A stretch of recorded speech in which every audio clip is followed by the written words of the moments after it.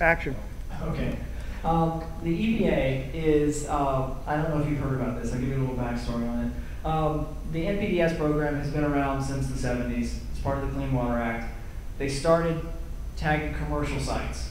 And then, as they got into the 90s, they started looking at stormwater, and they started the MS4 programs.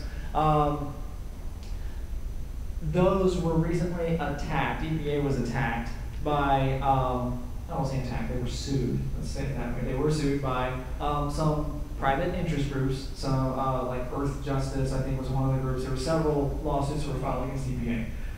There was consent orders issued, and EPA basically had to step up their enforcement of this MS4 program because the contention by the people who were suing was that it was not working, that we were still having major algae blooms in the state, there was all these other problems going on, so they were saying that EPA had been lax on their program.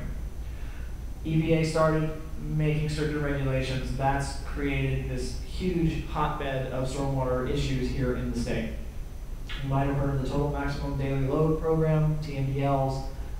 There's all kinds of numeric limits that are being imposed on things that previously had much more text-based kind of limits, things like what we showed you in there, saying don't discharge. Now they're starting to put limits on that, saying you can't discharge more than X number of parts per million in any given day. So things are getting tighter in that sense, and that of course rolls down to us, and we have just gotten our new permit, which has all of those new requirements.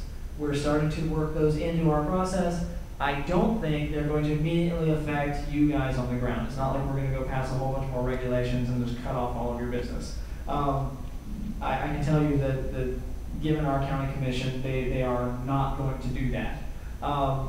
So in the future, you might start to see more tighter regulations, more regulations on the kind of work that you do.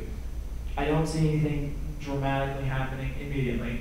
It's all centered around what are called impaired waters. So the state has a whole list of them. You can look them up. You can call me and I'll send you a nice pretty map with all the colors showing the impaired waters and what they're impaired for. And so if you're doing anything that could influence that impairment, that's where the regulations are going to start impacting. So for us, as the operator of the MS4, we're looking at increased maintenance practices. We're looking at adding BMPs, putting in more treatment.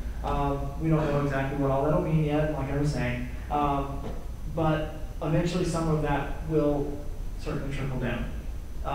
Mostly what I think